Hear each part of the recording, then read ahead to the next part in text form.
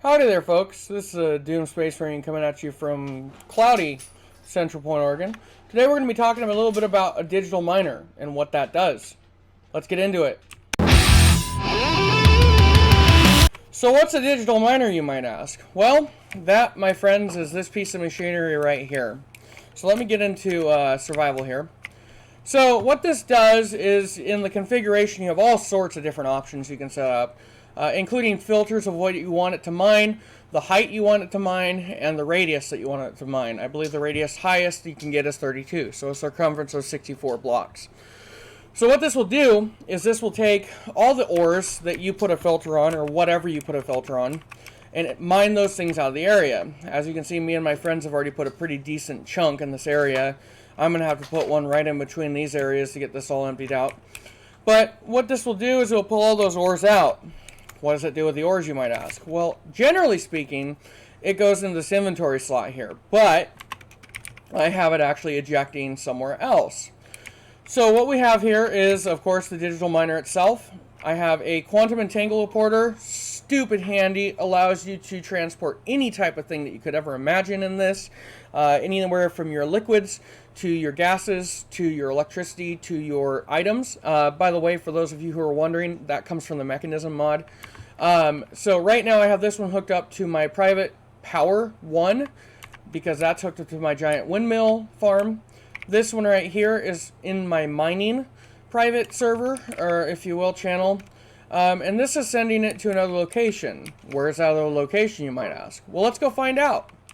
Okay, welcome to my base. This is the platform. I just built this one over the last few days. Just used wood and a few other things from the area. It was a lot of work because I had to farm it all, but anyway, let's walk down this way. So this right here is a watermelon farm. I'll get into that later. That's going to be for biofuel power generation, but for some reason I'm having some difficulties getting that set up. So this is the piece de resistance, and I've got some work to do on it still.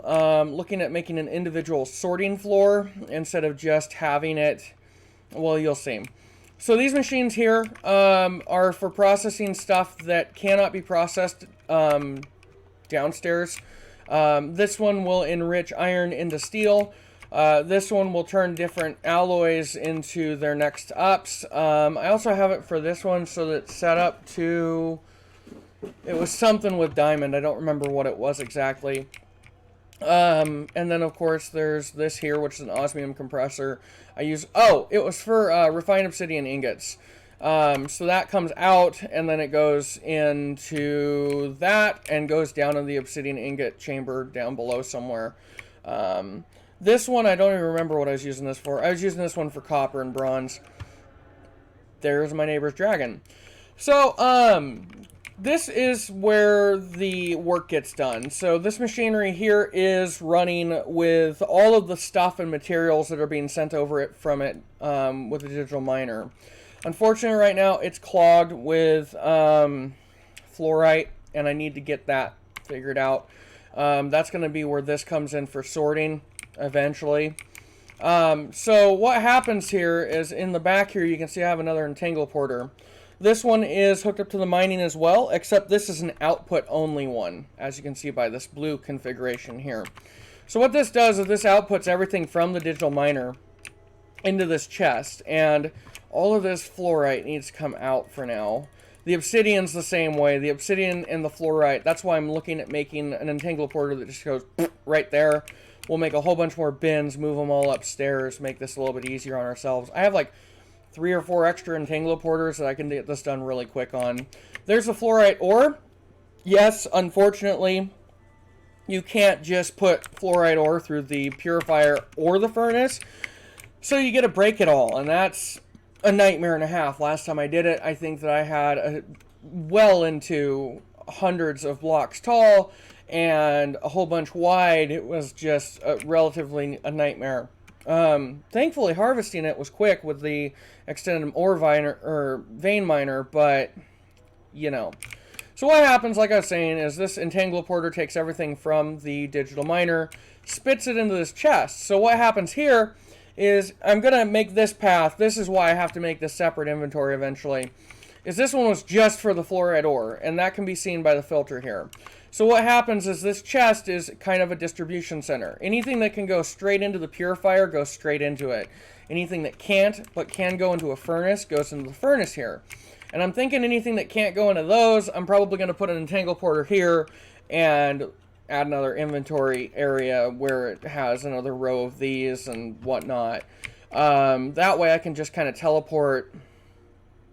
Yeah, I can teleport anything that can't, like the obsidian, the fluorite ore, and the fluorite. So yeah. So the furnace here, the smelting factory will smelt anything that can be smelted in a one-shot and then just shove it in one of these various things. I've got glass here. Right up here, you'll actually see that I have a tube for the steel ore in particular, I believe. Yeah, that one's the steel. This one right here is for, I believe, the let me see. That one's got to be the bronze. That's got to be bronze. Yeah, okay, so that one's for the bronze ingots. I made a mistake there. But that one also, so the thing is here is that this bin system works in a way where if a bin is full, the item will pass it up and it will go to the next one. And so there is a couple here that are kind of, yeah, as you can see right here, they're intertwined with each other. But other than that, pretty straightforward. On this side, this is where it gets cool. So on this side, I have a purifying factory. And what's really cool about the purifying factory is that the purifying factory will turn it into clumps. And the crushing factory can then, there we go. The crushing factory can then turn these into this right here. Bingo. So it turns it into dust. This enriching factory then turns that dirty iron dust into iron dust. Now the cool thing is that by doing this in this process, so this stuff, you're getting a 1-to-1 ratio here. So everything that you put in is going to only be one item out. And this one, however, anything that can go through the purifying factory, I believe you get 4 out of it. So I'm getting 4 times the ingots out of all of the metallic ores that you can get. So, you know, that's a really basic explanation. And then over here I have a charging thing. But that's a really straightforward kind of basic explanation of what's going on here. I might go into more depth later on about how to make a digital miner and how to get this set up. But that's just a preview of kind of what's to come. I am going to start making another setup here eventually, just to make things a little bit more streamlined. It's pretty straightforward. I just got to make a couple ultimate bins out of all of these other bins. Yes, baby, I know. Just a minute. That's my son. So over here I have a windmill farm of about 40 windmills. This has done so far it's done good at powering everything that I need to power. I have these power cubes here for probably no reason, but I do like filling them there.